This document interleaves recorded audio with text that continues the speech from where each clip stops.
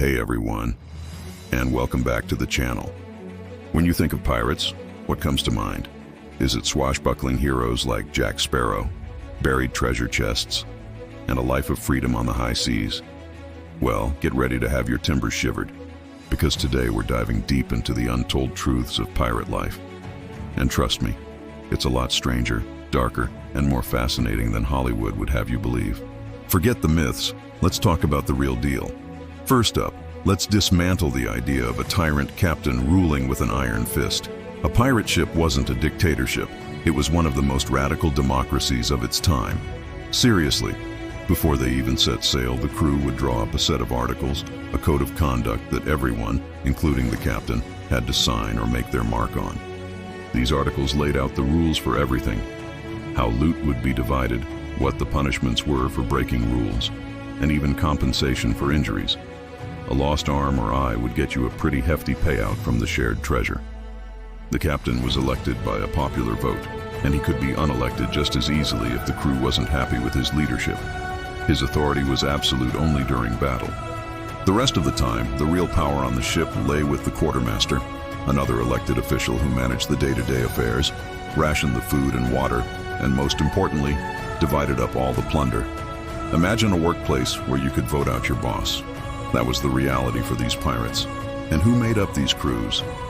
You might picture a bunch of scruffy-looking British guys, but pirate ships were some of the most multicultural and diverse places on Earth. Crews were a mix of sailors from all over the world, Europeans, Africans, and even Native Americans. Many were escaped slaves or indentured servants who saw piracy as their only shot at freedom and equality. On a pirate ship, your background didn't matter as much as your skill and your willingness to fight. It was a genuine meritocracy, where a man was judged by his abilities, not the color of his skin or his place of birth. This was revolutionary for the 17th and 18th centuries. Now let's talk about their tactics. Pirates were businessmen, and their business was intimidation.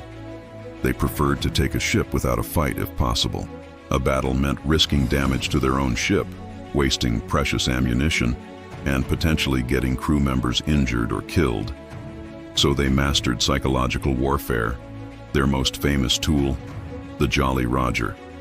That iconic skull and crossbones flag wasn't just a cool logo. It was a message.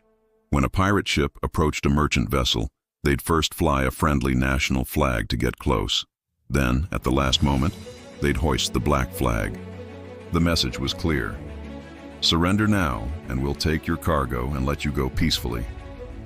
It was an offer of mercy, but if the merchant ship decided to fight, the pirates would raise the red flag, which meant no quarter. No mercy would be shown, and everyone on board would be killed. This brutal reputation meant that most ships surrendered the moment they saw the Jolly Roger, making the pirates' job much easier and safer. But what about the treasure? The X marks the spot maps and buried chests overflowing with gold coins. I hate to break it to you, but that's almost entirely a myth, largely popularized by Robert Louis Stevenson's novel, Treasure Island. Think about it. Why would a crew of 100+ pirates agree to bury their hard-won earnings on a deserted island? They didn't trust each other that much. Plus, they weren't in it for the long-term investment. They wanted to spend their money now. The real pirate treasure was usually far less glamorous. They plundered things they could sell quickly: rolls of cloth, barrels of sugar, tobacco, spices, and lumber. The most valuable loot was often medicine, navigational tools, and weapons. Any gold or silver they did capture was usually divided up and spent almost immediately in the nearest port on drink, food, and good times. The pirate life was about living fast, not saving for retirement. Of course, life on the ship wasn't all democratic bliss. When rules were broken, justice was swift and harsh. Minor offenses might get you a lashing, but serious crimes like cheating a crewmate out of their share of the loot or deserting your post in battle had severe consequences. The most infamous punishment was marooning. A pirate would be left on a deserted island, often with just a pistol, a single shot, and a jug of water. It was essentially a death sentence. For the worst offenders, there was keel hauling, a truly brutal practice where a sailor was tied to a rope and dragged under the ship's hull from one side to the other. The sharp barnacles covering the bottom of the ship would shred their skin, and most victims drowned or died from their injuries. And speaking of injuries, what about medical care? You might imagine a peg-legged cook doing amputations with a rusty saw, and you wouldn't be entirely wrong. The ship's doctor was usually the cook or the carpenter, as they were the most skilled with knives and saws. Amputations were common, performed without anesthetic, often with just a large swig of rum for the pain. The stump would then be cauterized with hot tar to stop the bleeding. It was incredibly brutal. Yet, pirate ships were often healthier places than merchant or navy vessels. Why? Because they stole the best medical supplies and often kidnapped doctors from captured ships, forcing them into service. They also ate better, since a successful crew had access to fresh food from plundered ships, which helped prevent diseases like scurvy.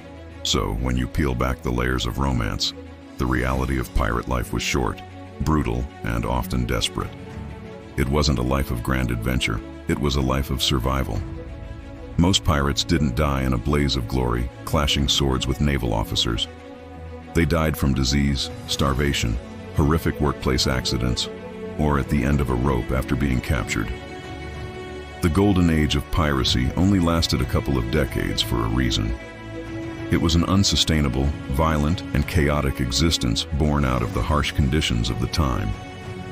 Yet, in their own radical way, these outlaws created a society that was, in some aspects, more fair and progressive than the one they had left behind. They challenged the rigid social hierarchies of their era and forged their own rules on the open ocean.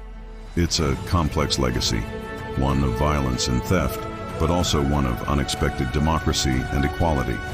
The truth, as it often is far more compelling than the fiction. Thanks so much for watching. What part of real pirate life surprised you the most? Let me know down in the comments. And if you enjoyed this journey into the past, make sure to hit that like button and subscribe for more deep dives into history. We'll see you in the next one.